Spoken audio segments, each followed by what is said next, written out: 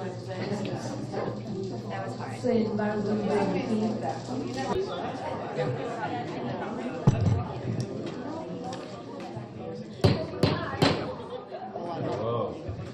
I would like to call the August meeting of the Board of Directors, Trustees. Board of Trustees. I was at a board meeting earlier today, to open. So our first item of business is to review the evening agenda. So if we could take a few minutes to look at that, I'd just like to mention briefly that what we're looking at doing is approving the minutes from the last meeting. We have public comment as requested. I've asked for both parent and faculty reps to give us a quick update. Dr. McCleary will be giving us an ED update that includes a introduction to our new principal and vice principal and a school opening report. And then during chair business, we will vote on 2 open complaint investigations. We'll talk about board development and movement with Board on Track. We'll have a collective bargaining update and a third-party survey update, and then we will have committee updates from all but our development committee. We will then adjourn into executive session to discuss pending litigation and negotiations with non-represented personnel. And I would like to note that the meeting is being videotaped. Colleen, is there a timekeeper or somebody monitoring time? Actually, we don't have a timekeeper. Where's Melissa when you need her? I can do it, right? Okay, Jeff has volunteered to be timekeeper. Thank you. No school bells ringing, though. Just raise and yell at us. Yeah, I'm good at that. All right, so with that, can we look at the July meeting minutes? Pauline, the only clarification I had was the very last word. It says in executive session. It said Joe Bartulis, who's our legal counsel, was invited to attend executive session as a guest. I think we should say as our representing counsel. Okay. It's just a minor clarification, but I don't think there are guests to executive session.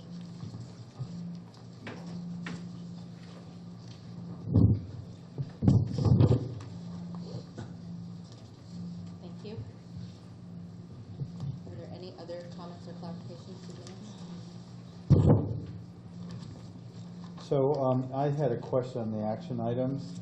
On the last page, it says the 6th line, ED committee is the owner. What's the ED committee?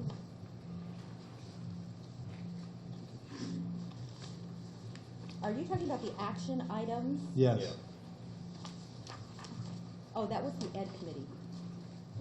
So the Ed committee is supposed to post a summary of the But they family did. survey? It's done. I'm sorry? It was completed. That task was completed. This is All from right. December Yes. 2014. Thank you. In fact, I think the bottom item on here, clarify the AP measure on the accountability plan is also complete at this point in time. It's completed now. It was not completed at the time of the meeting, though. Fair enough.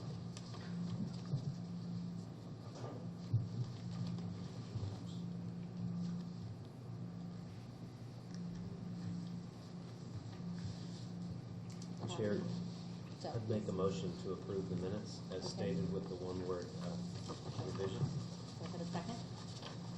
Roger seconds. All in favor? All opposed? Okay, the meeting minutes for July are approved with that change. Public comment. Do we have public comment?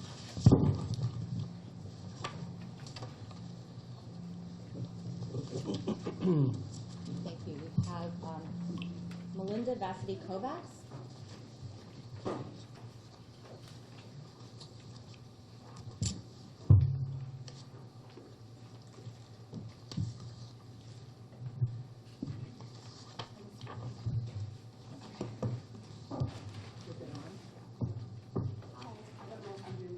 Tap it. Just tap see if it's on. No, it's not. Now is it working? Yes. Okay, hi. Whew. Okay, I'm Melinda Vassity Kovacs. I was the middle school Latin teacher for 4 school years. I'm sad to say I'm not the middle school Latin teacher. But I came here tonight because I wanted to share with you a secret. It's the most important and most surprising thing I've learned since being a teacher. I've taught for 13 years. So the secret is this. School is not about the teachers or the students in terms of the lessons and the tests and the quizzes and the lectures and the notes that we give and the assessments and all of that. Honestly, school is about the connections. So, I've had some of your children in class in study hall. It's been great. I'm here to talk to you about connections and to ask you, as someone who is no longer an AMSA employee, to please honor and do all within your power to preserve the connections that we have here at AMSA, specifically the faculty. I can tell you firsthand, the faculty here is the most extraordinary group of people that I have ever worked with. I've taught at a number of schools, left for, one school I was at closed, so I didn't have a choice but to leave. But the group of faculty and just staff in general that we have here at AMSA is a group of people who truly understands connections. All of you I know have families and friends and whatnot. I can tell you here at AMSA, my coworkers became my friends and family and became my connections to the school, along with your kids and my students. And every day we came together, and sure, I taught them Latin, and sometimes they loved it, and sometimes they didn't, and sometimes I loved it, and sometimes I didn't.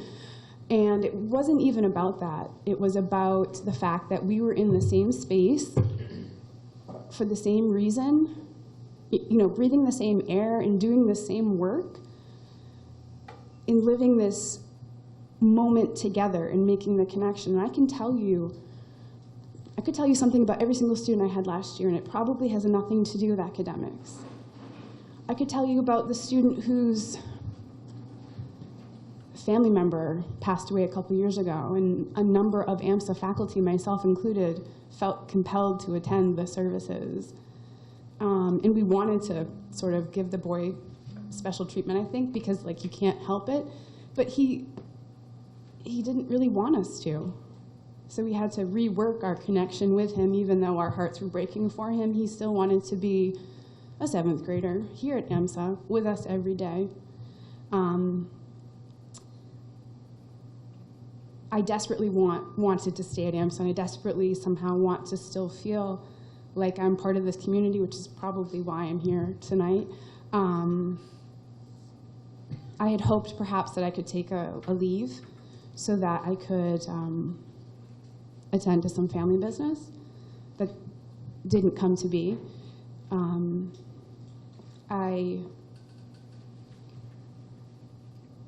I asked to go for 3 particular connections in my life. From my grandmother, who is 86 and amazing, and has trouble getting around because of a roller skating accident when she was a teenager. The second person in my life is my Aunt Becky.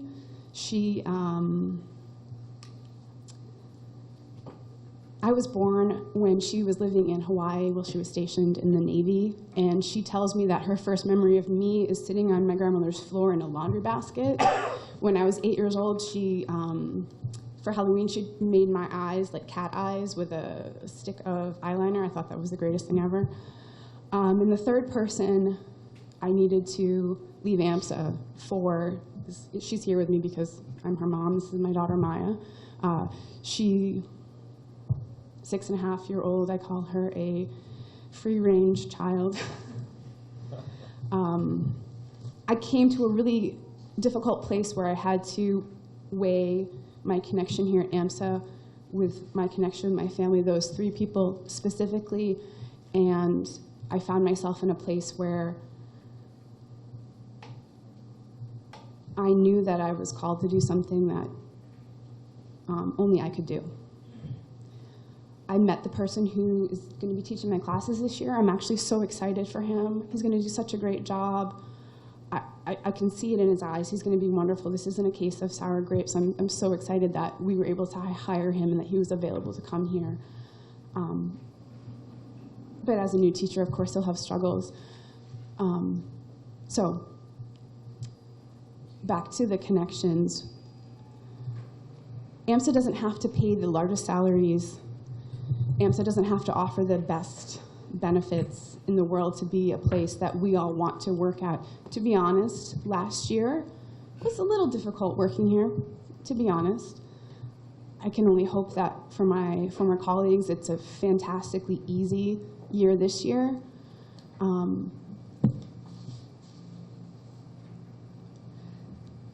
AMSA doesn't have to offer the best salaries and the most elaborate benefits package because AMSA has this thing that you can't buy.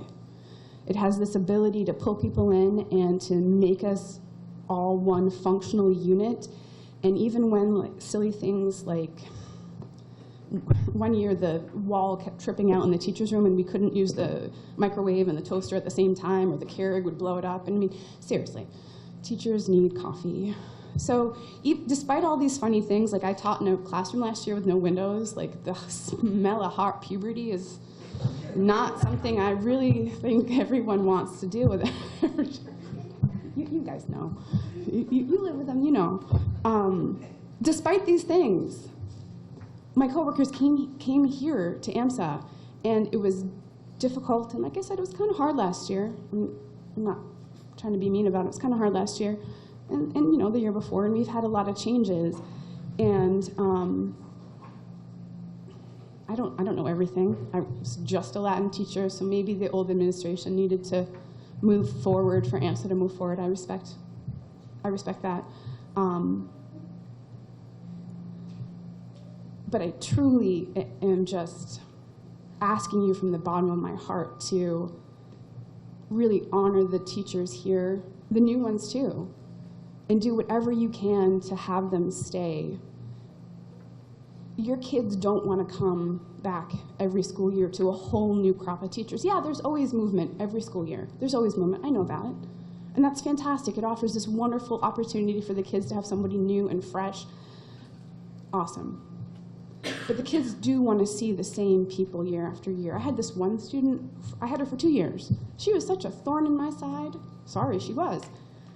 But then last year, when I didn't have her, she sought me out to say hello. I thought that was the strangest thing, but apparently we had this connection that even though we didn't work particularly well as teacher and student, and that's okay, she still wanted to be friendly with me, or maybe she'd grown up, or maybe I'd grown up, I don't know.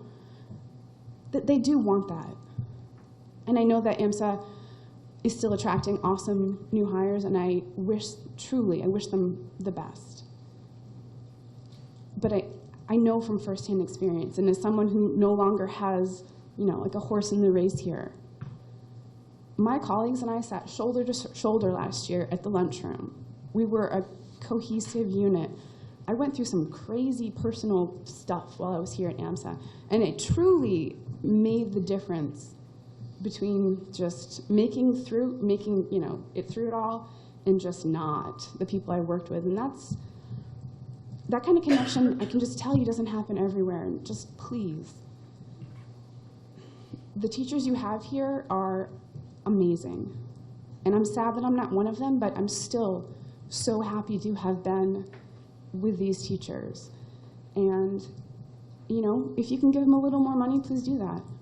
If you can give them another sick day or two, please do that. It was stressful last year thinking about how, when in December we got this attendance report saying we had used up so many days, and I thought, my child is going to have her kindergarten graduation that's going to occur during school hours while I'm supposed to be here at AMSA. I can't tell her not to get sick. She's in kindergarten. I might get sick because I have almost 200 students, you know, wiping their nose on their hand and then asking me to use my pencil. So, you know, please, do what you can. I know that these teachers love the students here, and they love each other, and they lift their peers up.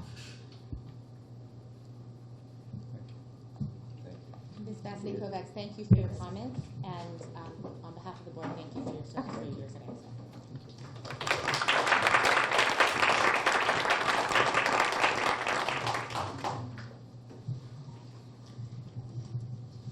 Liz, do you have a parent update? Yes, I've received a number of emails and had some time with the parents ahead of the meeting. A couple of things, and I've already given Dr. McCleary a heads up, and I'll follow up with an email on some of these issues with him. There's been a couple of things that have come up, and especially given it's the first week of school. The whole issue around the gym uniform policy, although it's been resolved, there's still a lot of outstanding questions that have been raised in terms of what we're going to do. So I do want to just volunteer to assist with whatever you're doing this year on that, because there is a lot of questions around that.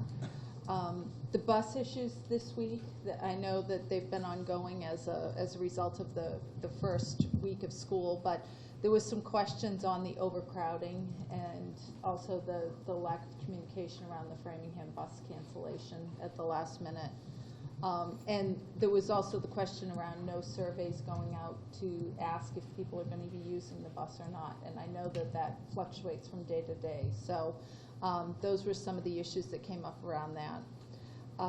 The other issue, which I think we've already addressed directly with Dr. McCleary, is the gas leak issue that came out in the patch this week. So I think we'll get an update on that. Some of the things around the school that we've just gone through, there were some questions around the class size. So class size is a little large for some of the classes, specifically 10th grade Latin was called out, as well as the cybersecurity class. So they was wondering why that is. They've gone over the 26 cap. There was also a question around why college prep and honors classes were being merged together, and just what the rationale for that is. So just the parents are interested in understanding that and getting that information back. Let's see, sorry. Given all of the changes in the staff, they were wondering when there would be an update to the staff directory. That would be helpful. And then some of the AP classes, there's only one class offered, and so that's another question around, if they can open up more slots, because a lot of kids are being closed out of taking AP courses. And there are a couple of other things that I will just address to Dr. McCleary, but that was about it. And it's kind of what I expected, being the first week, and there's a lot going on. So. Great, thank you. There will be more opportunities as the administration has time Yes. to meet with parents, because most of these are school questions. Yes, and not exactly. board questions. Jess, do you have faculty? Hi. So here's my faculty report. As most people know, we've hired quite a few new teachers, and I wanted to mention something. Several years ago at a faculty meeting, one of those vision of the future kind of meetings, we were asked to kind of brainstorm where we see AMSA in 5 years. And I remember writing that it would be such a proud moment the day that AMSA hires its first AMSA graduate to be on the faculty. And that has happened this year. So we have actually hired the first member of the Alpha class, Brian Bacala, who is now teaching Latin. It's so adorable. He probably doesn't appreciate that. It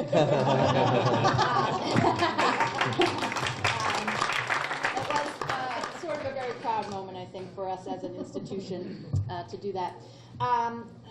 Liz has already mentioned there's been a lot of scheduling problems. There's always a lot of scheduling problems this first week of school, and the add drop period is always hectic, and I know the guidance staff is doing a just amazing job trying to keep up with it all. There are a lot of issues, and we're hopeful that these will be worked out. But some of the issues that have come up around scheduling do not seem all that work-outable like in the immediate future, and that is sort of where faculty is concerned. I think underlying almost any issue that comes up, and I know you all know this, but I'm the one that's in the trenches, and I want to make this very real for us all, is how much our facilities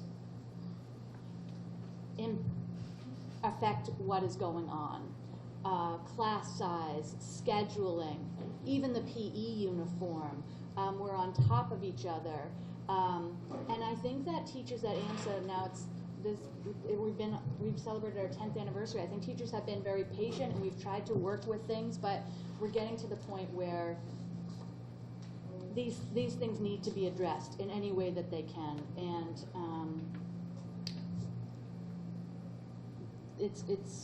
the students' education is being affected. I also want to reiterate the point about the class sizes. I've been doing some data collection from the teachers, asking them compared to other years, and asking them sort of what is happening there. In the charter, the cap on the class size is supposed to be 23. According to AMSA's scheduling computer matrix, the cap is 26. And there are many teachers who reported classes at 27 or more. That is not just the bubble class, which I know our senior class is larger, and so sometimes we're like, well, you know, it's the bubble class. This is not the bubble class. These are lab science classes. These are AP classes. These are classes that have both honors and CP kids mixed in the same room, where the teacher is expected to teach 2 levels of kids all at the same time, there's more than one class in the same room with the same teacher at the same time with these huge numbers. Part of the reason for this problem is scheduling. Part of it is that as teachers have turned over, we have not replaced them all. And so 3 sections of 20 kids is, if you take away a teacher, it's 2 sections of 30 kids. And that is affecting our workload. It's affecting your kids' class sizes, and it's not an aberration. It's not like one class here or there. These are big problems, and no matter what miracles guidance is able to work, that is not going to be addressed, and it's very concerning. I'm looking at my list of the numbers. There, 27, 28, 29. We don't even have, and some of these classrooms don't have room for, you know, one teacher said, my classroom comfortably can't even hold more than 22 desks. I've got 28 kids, and they're trying to put in more.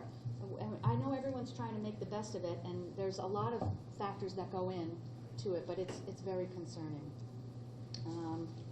Yeah, that's my report. Oh, can I add? Really good, positive, we have a whole new admin team. Teachers are very positive about, Dr. McCleary we got to meet at the end of the year, Dr. Curry and Ms. O'Connor. I'm not going to name names among the faculty who likes them and who doesn't, but most of them like them. I've heard a lot of positive things. I'm not saying that just because they're here today. Hey, Pauline, can I ask a question of Jess and Liz? I'm glad you said that, and I'm definitely not fishing here, right? This is truth-telling, and that's, I think, really important. But I am as interested in the things that are working as well as the things that are not, right? So I wonder whether or not you're open to, as we go forward, to, as you present out, to say, okay, here's a list of the things. Pluses We turned a and corner, here's the minuses, stuff. yeah. Yeah, I think Yeah. so. It sounds very Yeah. HR-y. Yeah, no, I know. But I think so, right? Because Yeah. I want to hear that. My sense is we're turning a corner here, and I want to know if that's true, and if it is, I want to know what those pieces are. So I'd love it if you guys would be open Yeah, to no. Yeah, I'm balancing sensitive to that what you're out. saying, Mike, because sometimes I am sort of making my list of what I have to say, and I'm like, oh my God, these people, all I do is come and complain. And so I do, I also want to be able to say what's good, and so. Yeah, I just, and again, if there's Yeah. nothing to report on either side, then do it. But No, Mike, I I think want to that's a know very if, fair if point, I'm right because about we that. did get a lot of positive feedback tonight, too. So that's good. On so- what? Like on what stuff is? Wait, I'd love to just 2 seconds to know Yeah. what is beginning to turn Yeah, here. I mean, there's definitely a lot of positive feedback on a number of the teachers. I will tell you, my own personal experience, because my son started 6th grade this year, is he's been over the moon excited this Good, week. good. And this has been a very positive experience. So I think there has been a lot of positive. So it's a good point, and I'll make sure that That's we good. And again, highlight it. you know, Yep. yeah. No, I think it's a fair statement. I'd love to hear that list too. Yep. Good, thanks. Teachers were very excited to get the 2 days back in the Christmas vacation. Good. That was a positive sign. And Chair, we're approximately on time in this meeting. I just want to- Great. Just Liz, thank you guys. Thank you. Thanks. All right. So with that, Dr. McCleary can move to the ED. It's a great transition to his first topic. So first on the agenda here is the introduction of the principal and the vice principal. The principal is Dr. Michael Curry. Dr. Curry, do you want to stand up? Dr. Curry.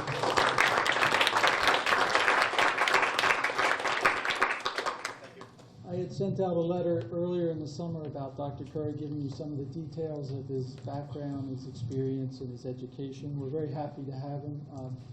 We've been holding assemblies this week to introduce ourselves to the students. We finished with all the high school today, so we're going to meet with we, meaning myself, Dr. Curry, and Ms. O'Connor, are going to meet with the 7th and 8th grade tomorrow, and that will pretty much wrap it up. We met with the 6th grade when they first arrived on Monday. Ms. O'Connor is right here also. She's the vice principal.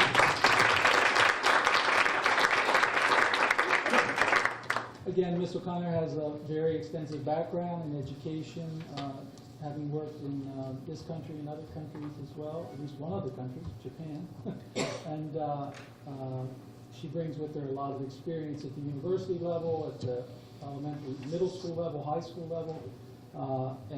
So she's also had a chance to get acquainted with a lot of the students this week, and I'm sure there'll be more opportunities coming up in the coming weeks. So, and we're very happy to have both of them, and I think they're really being welcomed by the students as well, and the faculty.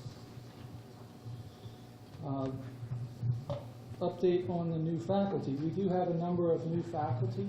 We had a few faculty take other positions toward the middle and latter part of the summer. In some cases, had very good opportunities for advancement and increased compensation. And so I think somebody alluded to this earlier. That sort of thing is, I guess, part of living in America. You know, you have opportunities and you sort of seize them.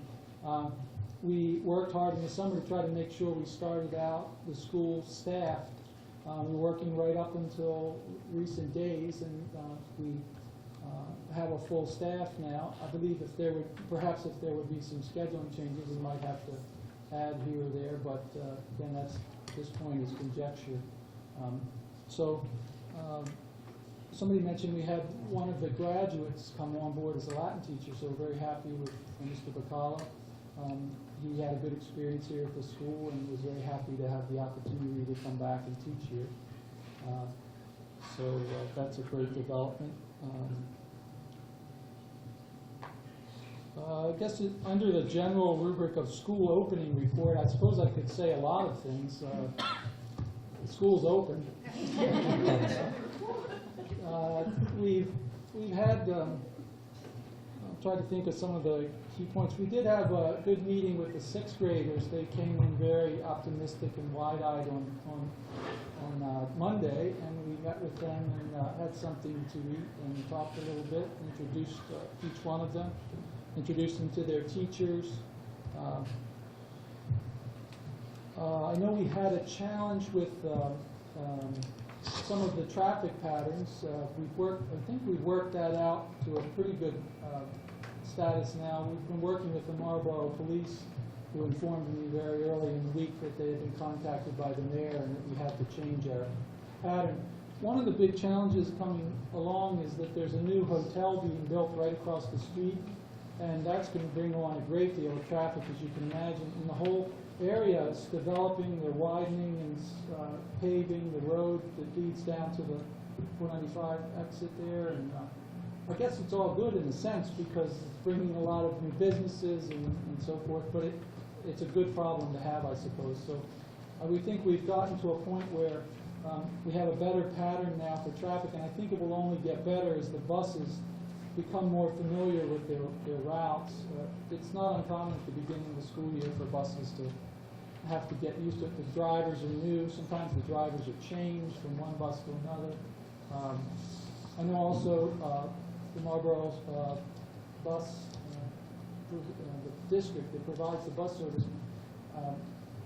Ann Richards is working with them, but I think it's past practice that they start out by really packing the buses and then sort of see how things develop, and then they'll only give more buses as they get absolute proof who's going to be on the bus, and that can shake out as the few weeks start. So I think my understanding is it's a challenge we have every year based on the fact that we don't have complete control over our destiny with the buses. We're working with another entity and trying to certainly go back and forth with them and help them to understand how many buses we need.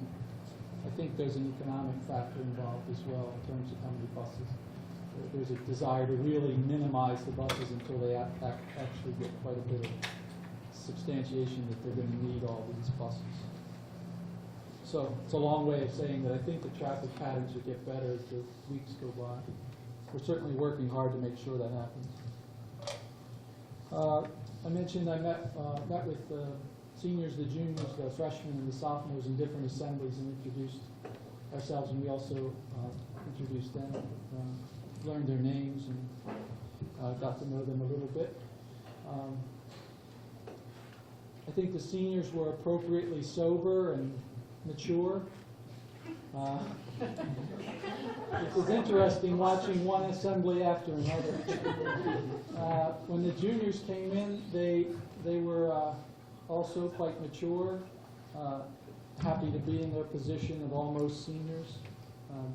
Sophomores were a little bit less so. Freshmen probably a lot less. But I think that's to be expected. Freshmen were an interesting group. But they have a lot of energy, a lot of life, and that's always a good thing. They have a lot of energy and desire to, they're vital for their lives. So I suppose that's touched on some of the points, the high points. It's been a good week, I think, and I think we're making progress, so very hopeful for the future. Quick question. How many new faculty do we have? I don't know the exact number, but if I had to guess, I'd say 8. No. 8 new since when? Well, let's see. I counted 12? 19. 12 back. 12. Yeah, it's certainly not 19. It's not that high. Oh, that might have included the new admin. Yeah, I mean, talk about teachers, right? Yeah. Yeah. I'm hearing 12. Okay. I'm probably not counting. Yes, thank you. Does anyone else on the board have any questions? I have a question. The bus situation, are the buses making those decisions based on who's showing up to get on those buses? For instance, my child's bus has been very crowded, so I've been driving them home. But maybe that's going to make the situation worse because they're not planning on having those kids. Do you know what I'm saying? Should I keep sending my kid to the bus?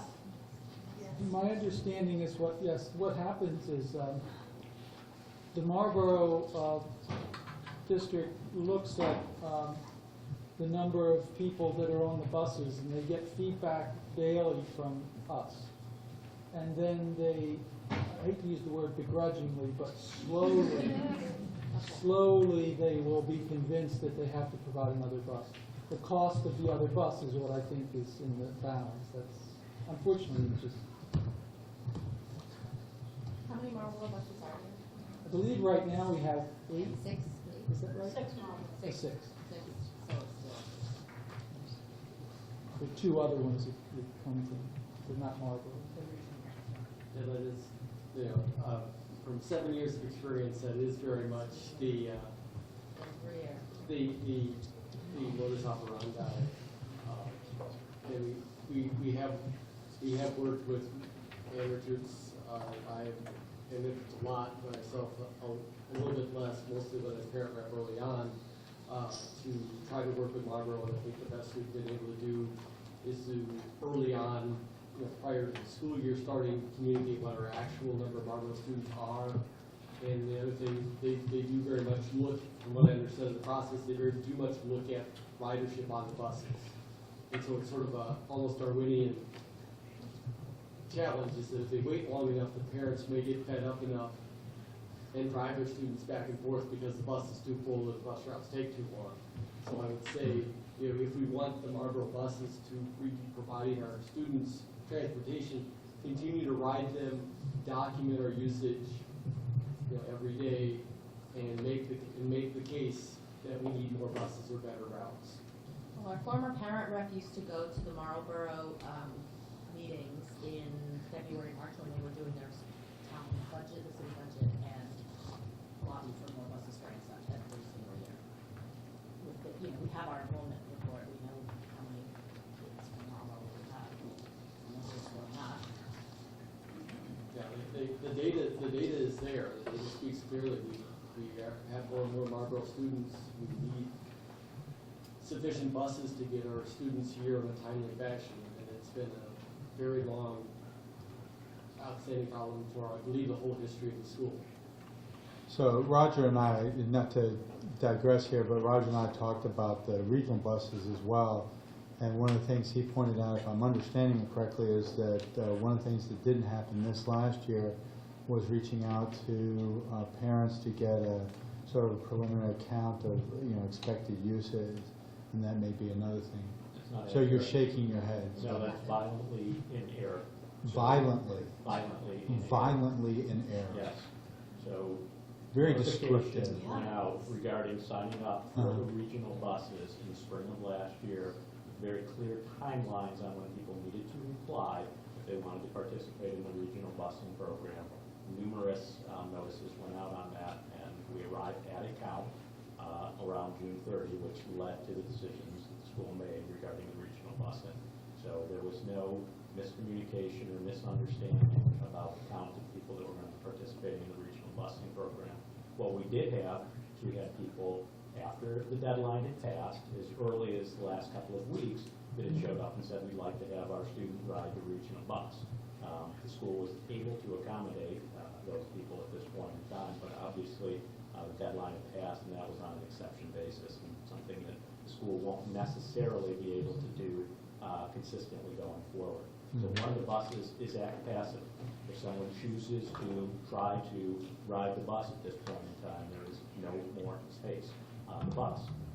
If they had signed up along the timelines that have been published, would it be possible to do something, but going forward, that bus is full right now. There were at least 3 notifications that went out. I think one of the problems is going to be moving forward, for example, that a lot of the siblings from the outer lying areas are still filtering in.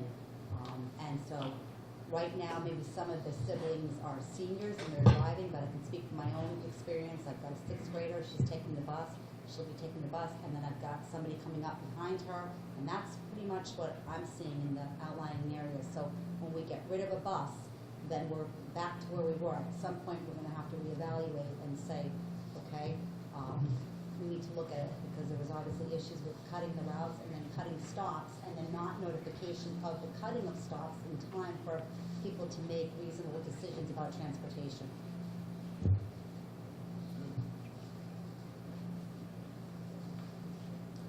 Does anyone have any other questions about school or anything else for that? Okay. Do you want to address the patch article? Oh, yes, can you please talk about that? Yes, I was notified by one of the staff who got an email from one of the parents regarding a newspaper article that was published locally, showing a map of various gas leaks around the country or the state, and I think a few of them were in this area. One, at least this was the information I got, one was pinpointed to the point of being in the White Building here. I'm not sure how they got that accurate, but the White Building, and then one in the Fort Kicks building, I believe. So I asked Eric Lane, our facilities person, to take a look at that, and he looked into it. So that was just yesterday. But my understanding, he hasn't gotten back to me yet about it. But yeah, that's all I can really say about this one. He's working on it. I don't think it's a cost. I'll give my unprofessional opinion, but having put in gas appliances in the past, I don't think it's. I mean, if you have proper ventilation in the building, to get the kind of thing that you see occasionally, you know, a gas buildup, you have to have a very tight building without a lot of ventilation to allow that to leak out. It has to go on for quite some time. But you know, again, we're looking into it. So I don't think it's as alarming, perhaps, as it might sound. Certainly my experience has been that Eric is very much, and the school historically has been very much concerned about the air quality and handling of air intake In the building. in buildings, yeah, ventilation, and is far exceeds whatever the minimal legal requirements are. It's also maybe worth mentioning that this past summer, the owners of the building were doing quite a bit of work on the ventilation system in the building, and they actually had repaired some areas that I even noticed when I arrived here in terms of the air conditioning ductwork and so forth. So. Thank you. Let's move on then to chair business. The first item is we have 2 open complaints. Mike, can you address that? Sure, I will present on behalf of Chris O'Keefe, also who can't make it tonight. On May 13th, 2015, Pauline Ryan, chair of the AMSA Board of Trustee Governance Committee, requested that we conduct an investigation into a complaint lodged by an employee on May 12th, 2015, against the interim executive director. The complaint concerned 2 matters: actions taken by the interim executive director and actions taken by the employee's supervisor. And a preliminary report was issued by us on May 28th. Allegations against the supervisor, we determined, are a matter of ongoing school management and as such do not fall under board jurisdiction. The complaint was shared with the interim ED and the current executive director.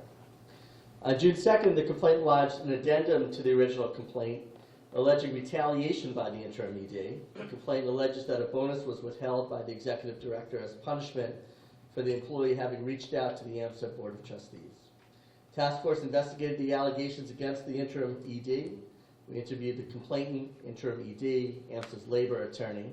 We met at length with the person by phone to assess the situation as it was described to us by the parties, consulted several times with former governance chair Pauline Ryan, current governance co-chair Allison Cohen, to assure that we were acting in accordance with AMSA's formal complaint process. And here's what we found. At the time of these actions, the interim ED had the authority over operations within the school, which included making or overseeing compensation decisions. While the interim ED did contemplate the awarding of the bonus, awarding the employee a bonus, the interim ED ultimately made a final conscious decision not to award the bonus. The interim ED discussed this decision with AMSA's labor attorney. The decision was made prior to the retaliation claim, and information about these actions was disclosed to the employee by an individual other than the interim ED without the interim ED's consent or knowledge. So we acknowledged the perception of retaliation, but we found that no retaliation actually occurred. We further note that this is one of several complaints that prominently feature a single key administrative staff member, and all complaints refer to a similar cultural problem within AMSA's administration. As a result, the Board of Trustees held a special board meeting on May 21st, discussed the complaints they received. At its May 21st meeting, the AMSA Board of Trustees authorized the executive director to review all personnel decisions made since April 7th, 2015, and to uphold, amend, or reverse them as appropriate. Thank you. Are there any questions on this? We had discussed the original complaint, so this is specifically on retaliation. If not, then we should vote to accept it. I'll make a motion to accept the findings on the complaint. Second. Roger, second. All in favor? Accept the findings. Opposed? Motion passes. Two. Just one? Two. Two.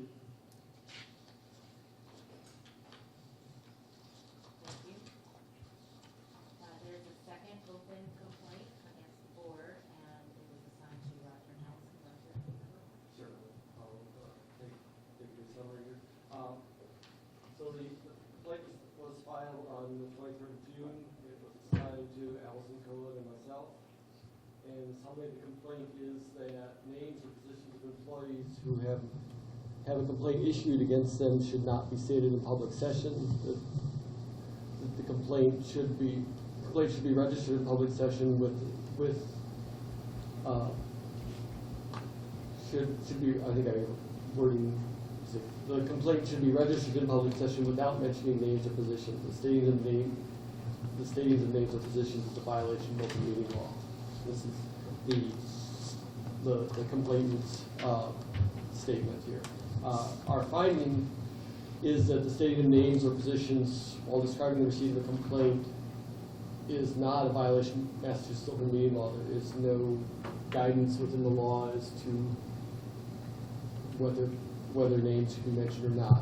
The Board of Trustees is required to publicly acknowledge the initial receipt and report on the status of complaints at every board meeting while their complaint remains open, and this is described more in detail in Board Policy A105. However, we do recognize that the handling of complaints must be done with extreme care and balancing the need for openness with the respect for privacy of the impacted individuals. And some more details. The board did meet an executive session in the meeting where the complaint was derived from. This was the May 25th meeting regarding the complaint against a staff member. And we met an executive session for a complaint in regards to the executive director. And the mention of the position of the employee occurred during the description of the complaint against CED, so it was not, maybe to clarify, it was not the executive director, but there was a complaint filed against the executive director where the name of the position of additional employee was mentioned in the process. So our recommendation for further action, that as a result of this particular complaint and other complaints, the Bot Governance Committee is researching revisions to the complaint policy, including providing additional guidance on the amount of detail to provide during the initial communication on the receipt of a complaint. Any questions on this? No, and just for clarification, when you were speaking of ED, you were speaking of the former interim. Yes, Interim. when I'm saying Just to ED clarify. here as the former interim ED. Roger, can you, this whole complaint process in general, not specific to this case, but is it all described in open meeting law? Like what is is it Massachusetts state law? What sort of is driving us? So the complaint process is driven by our bylaws and and the implementation of the complaint policy is driven by our board policy A105, which is the complaint policy. Well, there are And there- regulations. and there Within are- the charter there school, are- there are charter school regulations charter- over, In Mass General Law. Yeah, over there is. law. Code of Massachusetts regulations gives it a complaint process that has to be followed as part of the charter school regulations. And then we've got our board policy. And then there's some gray area where there's not really a lot of authority in terms of how do you necessarily handle things like an initial complaint, how much detail are you supposed to give. That's where there's not really true clear guidance on. So that's what we're trying to maybe revise at this point going forward. Thanks. So by disclosing the individual's name, we didn't violate any state rules or anything like that. We're looking to revise our policies going forward where we'll protect somebody's anonymity until it's no longer appropriate to protect their anonymity. Is that the gist of where we're going with this? Yes. Yeah, to strike the balance between being able to say that the complaint has been filed and give enough context so that we can understand the complaint, but at the same time respect the The person's privacy of the individual that either is directly filing the complaint or is a third party to the complaint. It was not either the filer or the person who the complaint was referenced against. Maybe something that was tangential to the whole thing. So that- Gray area. Is that all? Yep. Someone make a motion to accept. Mike makes a motion to accept the complaint findings. Second. Craig seconds. All in favor of accepting? All against? Moving on to board development. I will give an update here. Pauline, Board board development, much of this has to do with our ongoing development as a board. It includes things like recruiting in our board composition, which is something that the recruiting task force is working on. Hopefully, we're in the process of scheduling another meeting or a meeting for this coming school year to identify new board members, but also just in terms of governance and training for the board as well. We did adopt Board on Track. As we know, we have a membership to Board on Track, which is a charter school governance organization. We started that membership after a trial last spring. We've had an initial kickoff meeting with them. The first piece of it was really just the logistics of the tool that helps to ensure that we are in compliance and that we have all of our document preparations like this for this meeting entered into that. So I think that's just going to be a process. I've put in all the board meetings for the year and tried to do the agenda. There's some tweaks that I'm still actually working out with them on how we can do our agenda specifically. But hopefully we'll be able to attach meeting documents there and everyone will be able to work from one set of documents instead of the multiple emails that we tend to get in like the 48 hours before board meetings. So it'll just be in one place, one draft. That's the advantage of the tool. The second piece of it, of course, is the more strategic development component, and that is a second call that we will have scheduled that we have not yet started. We have had discussions with Board on Track in earlier meetings and calls about how to do some of these things. They certainly have identified for us a big thing is to ensure that our board meetings are more strategic by linking our agenda items to our board goals. And so the idea of having our agenda in the system and then putting our board goals in the system actually then allows it to be linked directly, which should help significantly in constructing the agenda and the timing associated with it. I have checked after last week, everyone has signed in at some point, so that's good. We do need to do our initial board self-assessments. So everyone appears to have at least completed some of the board self-assessments. Some of you did this last spring. I'd like to have just a discussion now on when we think it might be possible for people to commit to completing them. Because what's going to happen is we'll take the full board self-assessment, that's our baseline, and discuss it at the October board meeting with someone from Board on Track. And that actually will also fulfill our requirement for the state on our charter renewal condition, which was to do a full comprehensive self-assessment. It's about a 30 or 40 minute exercise, is that right? It's about a 30-minute exercise, I'd say. And actually, it's probably less than that. I did them all, but I don't exactly remember how long it took.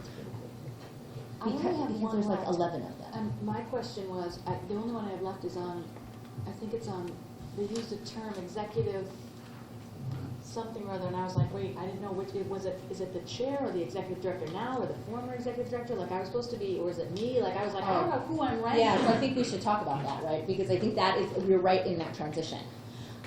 Because what we filled out, obviously, in the spring, we would have filled out with the former executive director. I believe now we should do it with our current executive director. So for those who did fill out, we should refill out that particular one. And we'll ask Dr. Cleary to fill it out as well with his perceptions of just how we function so far in the couple of board meetings that he's been at. Now, we also are supposed to fill out for all the committees, even if we are not on the committees and we don't attend those committee meetings. It's just your perception of how those committees function. Oh, okay. Yeah, so that was a new piece of information to make sure that it's really, truly comprehensive. Will it show up on the little chart so I know which ones I've done and I haven't? It does show up on the chart. Yeah, which ones you've done. If it shows on the chart, I'm good, yeah. I'll just keep going to my charts. Yeah. Can I suggest that we complete by the regularly scheduled September board meeting? I'm down with that. So, Holly, can I just get one clarification? So I think when we did the self-assessment